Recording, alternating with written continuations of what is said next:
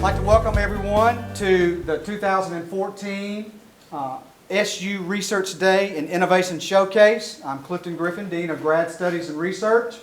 First and foremost, thank all of you for being here. In particular, I'd like to thank our Provost, Dr. Allen, sitting back here for her support for this event and for research and scholarship overall. This day is about creating connections. Those connections are important, whether it's faculty member to faculty member right here on campus, or it's creating connections between our campus and the outside community. That's what we hope will be the takeaway message from your presentations today. Next up, we have Teena, Gorrow, and Craig Koppie, who are going to talk to us about the Chesapeake Bay bald eagle, an amazing success story in wildlife conservation. Thank you. Thank you so much. We are very honored that we would have the opportunity to share the Chesapeake Bay bald eagle during the 2014 Research Day here at SU. Thank you so much for having us. So, as we get started, we would like to introduce ourselves. I'm Teena Gorrow, and I'm a professor in the Department of Teacher Education here at SU. Prior to joining the education faculty, I served as an administrator and a teacher in Maryland's public schools, and I am absolutely fascinated by the American bald eagle. I've spent most of the last several years as a part of my scholarly effort observing, researching, and photographing this amazing bird. So meet my colleague, Craig.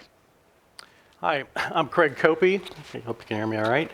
I spent most of my time and my life in Virginia, but I had a focal attention on eagles in Chesapeake Bay. I kind of knew very young what I wanted to do, and I definitely want to be a biologist, and I saw myself working with eagles. And there's nothing more special in one's life to actually know you did just what you wanted to do. So I always tell undergraduates, have a dream and stick to it, make it happen, and hopefully after our talk today, I'll be able to make somebody's dream come true. But anyway, two things I've really enjoyed is the recovery of the bald eagle and the peregrine falcon, two of the prize species. Again, because I love raptors, I just focused on them, but I learned so much more because their lives are connected to a greater ecosystem. So when I look at academia, I look at young minds and see opportunities and what they might want to do, but all it takes is some exposure, and that's really what we're going to try to do here today. So together, Craig and I collaborated as the authors and photographers for our new book, Inside a Bald Eagle's Nest. This was released by Schiffer Publishing in December, and together we tell the story of the American bald eagle's nesting season through photographs that we were able to capture in their natural habitats. And we have some very exciting news that we would like to share with you.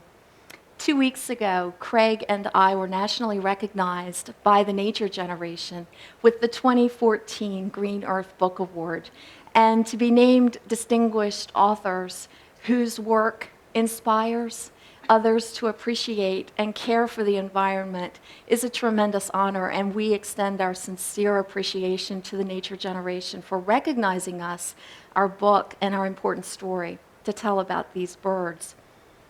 We focused on a pair of breeding eagles just outside of DC. It was really fascinating to see the 360 view shed. You could see the Capitol, you could see the Alexandria skyline, and all around them was the buzz of suburbia. Can you imagine having this in your backyard? So we were very careful not to disturb the eagles.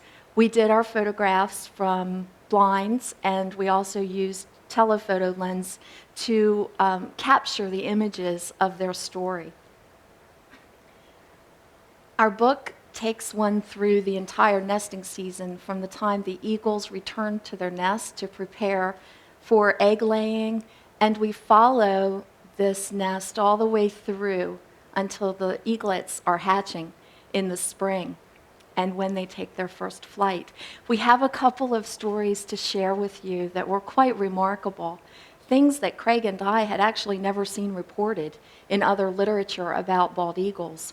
For example, we watched as the birds were so undeniably affectionate toward each other while they were bringing their sticks and their twigs to the nest to repair the nest for another season.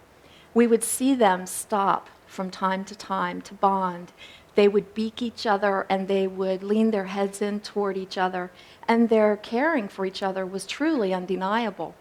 We also had some funny experiences watching the eagles as he would bring in a branch and he would so painstakingly place it around the nest. Then he would leave the nest to go get another twig, and she would go fix it where it really belonged. Ladies, do I have a witness?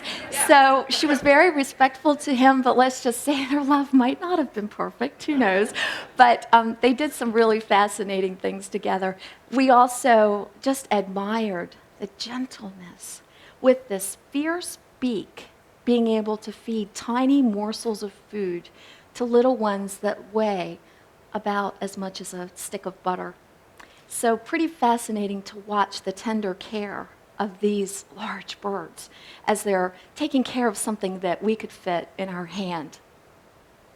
Also, we wanted to share one very sweet story with you. We watched as Mom brought in dried grasses and literally wrapped the babies and tucked them in on this unseasonably cold spring night. Their care for their critters is very similar to the way we take care of our human children. And we know that they played with toys. Mom and Dad would bring pine cones, and Craig actually brought some lining from the nest material so that you could see those if you're interested after we conclude our presentation to see some things from real nests. So now, as we all drive to and from work, we see a lot of eagles in this area. And truly, it's remarkable that our bird has recovered, yet that wasn't always the case. So Craig's going to tell us a little bit about how this looked about 30 years ago. Yeah, 30 years ago, at least for me, I started working with eagles in '77, and that's pretty much when the Fish and Wildlife Service had listed the species for federal protection, late '69s, I mean. But what I saw in Chesapeake Bay was basically no white-headed heads or white tails. I never saw an eagle. Most people didn't see them. It was not commonplace. They were pretty much, very close to being annihilated in our area and across the country. What I got to watch, and what a privilege to be able to actually watch this eagle, this endangered species, go from 70 birds to the entire Chesapeake Bay, producing almost less than one chick per nest. So we had a lot of duds because of DDT still residual in the eggs, and females that needed to be replaced by newer ones that had cleaner systems, and all that takes time. But to actually watch this and be part of it, phenomenal. We worked with academia, we had grassroots groups, you name it, we all came together, and with the federal protection made opportunities for the species. But to watch it, again, I mean, I find myself puzzled, having an opportunity that's right under my nose, having known that I just lived it, and the public isn't even aware of how quickly, in some ways, this bird went from a nothing population to now close to 1,600 nesting in the Chesapeake Bay. So that's pretty significant, because when you have that number of birds nesting, you have at least 4 generations of what we call subadult eagles. And those birds are probably the most important contribution to that population. Without them, you have no seed population. So protecting them and their habitat is key. So Craig, tell us a little bit about why these eagles were at risk of becoming extinct. Well, obviously for us, in our era, we know it was DDT. I want to say it's like inappropriate application but we were trying to get rid of pesticides on farm crops, but we didn't really pay much attention to the cumulative effects and impacts to other species. So to watch the cleaning of this chemical, it's taken a lot of years, and there's still some parts of that remaining. But we do have a solid population. One of the things now that we're looking at, again, in this whole process of recovery, is we didn't have the number of birds, but we had adequate habitat. Now we really don't have adequate habitat, but we have plenty of birds. So, and it's a competition, and there's a dynamics between a human population growth and the eagle's growth, and the need for the same sustainable resource, and that is the land and the water. For them, the food is found in the water, but they still need security, and they need less opportunities to interact with humans. They need the quiet zones. So we talked about a couple of these, habitat loss, and there are diseases on the landscape. West Nile virus still is an issue for a lot of birds. We have one situation now where the birds that we're analyzing blood from, it's showing high signs of lead. So lead ingestion is from carcasses where hunters have used steel, or I should say lead shot their bullets, or shot from waterfowl, or I should say upland game birds, because waterfowl, there is a federal law that you can only use steel shot. But it seems to be still an issue, and it wasn't long ago. In fact, it was just last week or maybe 2 weeks ago where an eagle literally fell from the sky and landed in the water near a dock, and a person walked over to it and was able to pull it out with a net. It went to tri-state. Sure enough, lead poisoning at a level that affects the motor coordination of a species. And it's being found way too prevalent. Of course, the reason why this bird had done so well is the federal protection.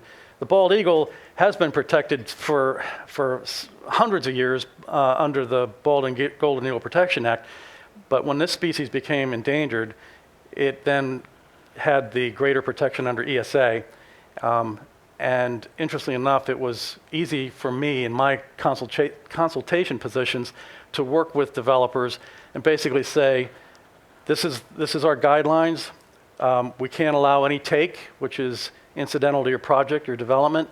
And it was quite easy to basically say no. In fact, hell no.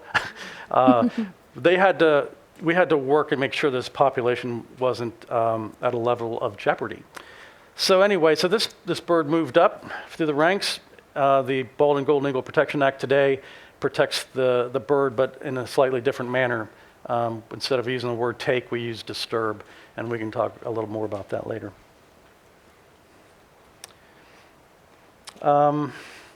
So there's a million things I could talk about, and I find myself always standing here wondering what you'd like to really hear. Great so stories. I'll tell you what I asked him to tell you about. How about that? That's why I need her. Yeah, so Craig Koppie is a legend, and it's really an honor to be able to work with him, because I didn't think anyone loved eagles any more than I do, but he really loves them too. And he's being a bit humble and shy about his position in all of this, but he is one of those people who climbed the trees and did incredible work for the U.S. Fish and Wildlife Service to be able to bring this bird back. One of the fascinating stories that Craig tells is about how he removed chicks from one of the nests locally in the Dorchester County area at Blackwater Refuge and transported those to Vermont. So I thought that maybe some of you might enjoy hearing what it's like to climb a tree, to peer over that side of the nest. For the first time, you and I can't do that because we would go to jail, but Craig can do that because he's wearing a badge. And to be able to see what fascinating things are lying in that nest, and to hear what the reaction is of those little birds. And maybe you have questions that you'll like to ask about, is there danger to those birds? And then how in the world he got them to Vermont and why. So can you tell us that story real quick? Yeah. First of all, I can't talk about that until I tell you my first real nest that I climbed. And it happened, of all things, to be George Washington's birthplace. So that was my first climb, and I was brought on to the team before I was a Fish and Wildlife Service employee. And the climb itself, it's the feeling of Jack and the Beanstalk. It really is. You feel so small in nature to be climbing such a big loblolly pine, massive, almost to my feeling was like a redwood. And so climbing up, I expected there's going to be Junior up there. I didn't expect the parents to be aggressive. Nothing like peregrine falcons. So the climb is the hardest part, I thought. Equally, the difficulty is actually getting into the nest. So depending on where the nest is, and the picture you see there, that is a bad nest. That is one that has been there for probably 15 years, and the sticks are compressed to the tree, no hand grips. There's a lot of difficulty there, so I have an extension pole and other things that make me able to do this. Like I said, I could talk So tell them forever on about this. the Vermont. All right, Vermont, because the numbers were so high and we recovered the species off the endangered species list, there was only one state left back around 2005, I think it was, that did not have an eagle nesting in the state, and that was Vermont. Chesapeake Bay contributed about, I think, 8 birds, which we collected. So I put them in a bag, much like you see up here, and they're lowered down. And the irony of all this is that it actually worked.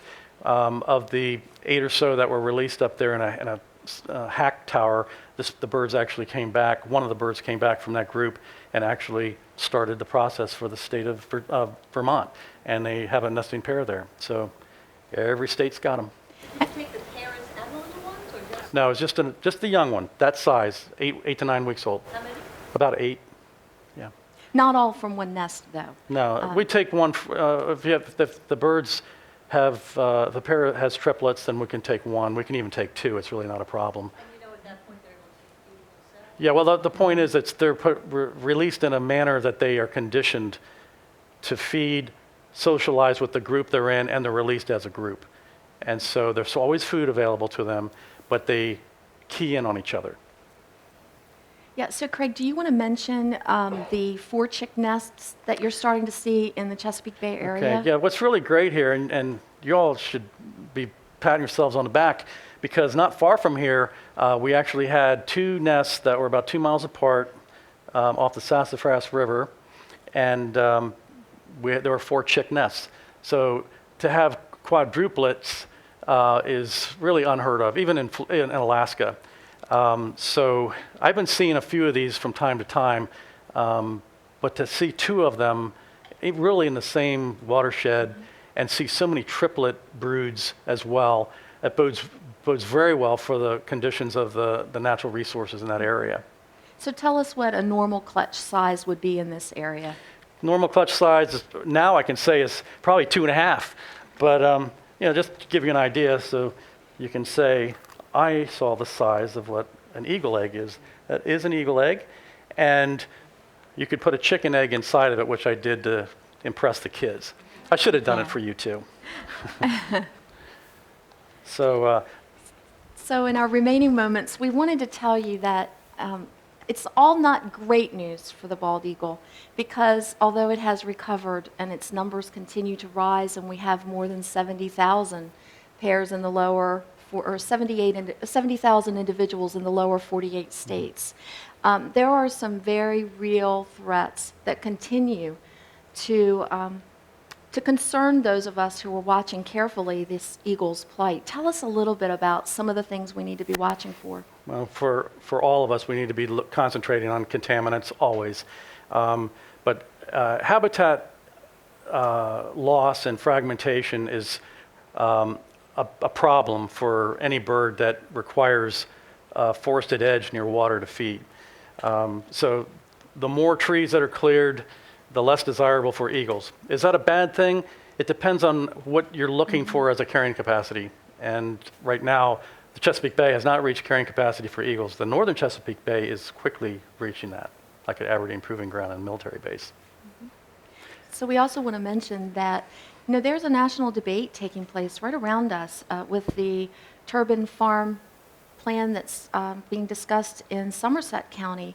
And we should all be paying a lot of attention because with clean energy comes some very disturbing and surprising side effects, like 300,000 birds, including bald and golden eagles and bats, being mutilated each year. And those numbers will potentially even be higher with a project like that in Somerset because the farms will be larger, taller than the Washington Monument.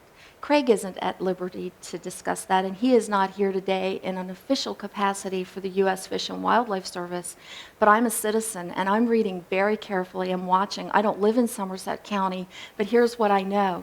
I live in Dorchester County, and I know what happens to the birds who fly through and migrate in Somerset County will directly affect the enjoyment that I have when I go to Blackwater Refuge and will potentially affect the view shed I enjoy. I will likely be able to see the tops of these 689 or whatever they are feet tall units from the land where I take pictures of eagles. And some of those birds that I watch each year go back and forth will definitely be mutilated. My friends, we really need to pay attention to what's happening, and we need to get involved and to think about what we want our environment to look like 40 years from now, 50 years from now, 100 years from now, because some of the things that we agree to or we stand passively by and just let happen can really destroy some of the quality of life that we enjoy today. But we also wanted to tell you about what's really frightening is that without all of these other potential concerns that we face with the eagle, still only 1 in 10 eagles survive to adulthood. The more we do to try to learn about and appreciate the eagle's way of life and to help provide an environment that's conducive to them, maybe those numbers could improve. So our last comments are really about research. We thought you'd like to know some of the research that's currently being conducted. So Craig actually brought a transmitter and maybe can tell you about some of that and why he bans birds. So the image you see on the screen, that's actually Ungava Bay, which is up near, areas we don't go to, way up in Canada, near Labrador. We have some of these satellite transmitters attached to birds. They have a special harness that goes on here. It takes about an hour to put on. This bird can be tracked anywhere in the world for about 3 years, and we get information on the bird roughly 8 times a day, and it's reported every 3 days by the satellite. Why didn't we have this technology when this species was at the brink? Because everything we did had to do with much smaller transmitters, UHF, and you really only got about 50 miles of a distance to follow, either in a plane, car, or whatever. So, but we're at a point now, this species has recovered, but what's scaring me a little bit is that what you don't know can hurt you, and to see eagles falling out of the sky and understanding that it isn't just combat between eagles during mating and fighting for territories, but there's still some unclean situations going on. Mm-hmm. So this is where I'm trying to connect with academia. I'm trying to look for opportunities for universities like yours, and the only way to do that is actually start knocking on the door. So this was a great segue, this book, and the fact that you had a day for talking about research. I'm trying to get more of an interaction with your university, and I think we could probably have something work really well here. Craig has a ton of data, so if you're interested in being an intern, please give us a call. So we really thank you. You've been so patient as we shared a few things with you. We'd love to take any questions that you have about America's bird. So everybody know how old this bird is, and do you want to know about it and whether or not it's real, and does anybody know? It's alive, it's just very quiet. No, it was alive. Craig, tell us what happened to this bird. Again, another threat, electrocution. It's a real issue for us. anywhere where you've got electrical wires that are between a foraging area and its roost or nesting area, you're going to have these problems. Wind power may be a problem too. The more these birds that are in those areas where they feed, fly, or I want to say communally gather, those are the issues. But this is a 2.5-year-old. One thing, if you want to impress your friends, if someone says, "Oh wow, I just saw a golden eagle downtown," well, make sure you look at the tarsus. If you see this yellow area, you know that that's the scales on the bird's tarsus. If you can see that, it's a bald eagle. A golden eagle will have feathers that run all the way down to the top of its feet. And the golden eagle has beautiful highlights. Ladies, you know, we pay big money to have our hair done like the golden eagle with all that pretty gold in its hackles. So are there questions for us? Yes. Have eagles nested in Pemberton? Like when I saw an eagle nest there. But So the question is, have eagles nested locally around the Pemberton area? So Craig, do you have data on nests in this, Well, in we Wycomico? can definitely get that if anyone really wants it. The last true sets of data was up to 2004, which was conducted by Maryland Department of Natural Resources. After that, it's kind of a catch-as-catch-can. We're not really doing full observations anymore, the nest studies.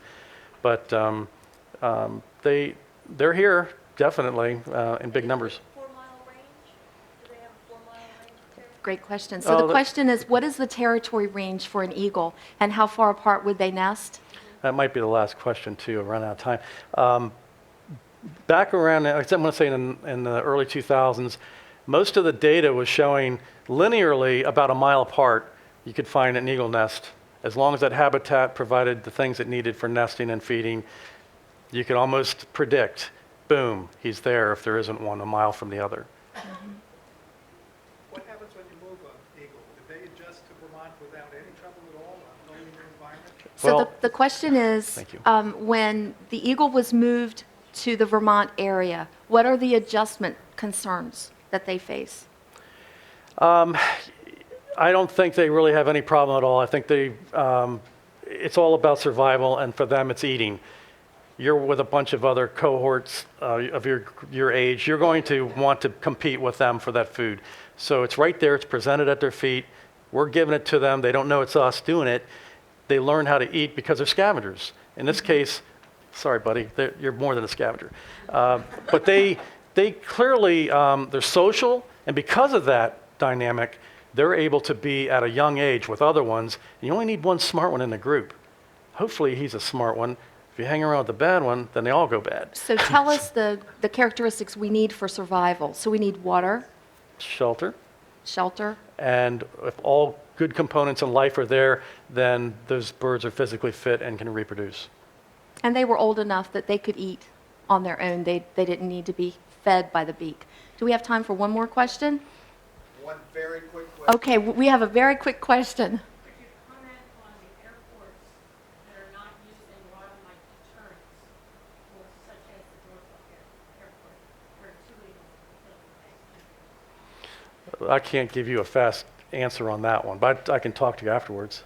So, well, the question is about the airport and the concern, I'm sorry, I don't have your exact words, but what happens at the airports where eagles have been struck?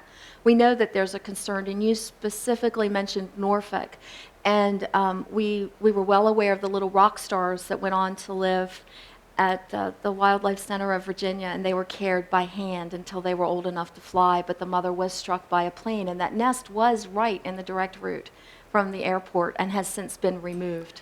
Now, we do have permits for that, but again, it's involved. You got to understand that there's only 2 things that can happen.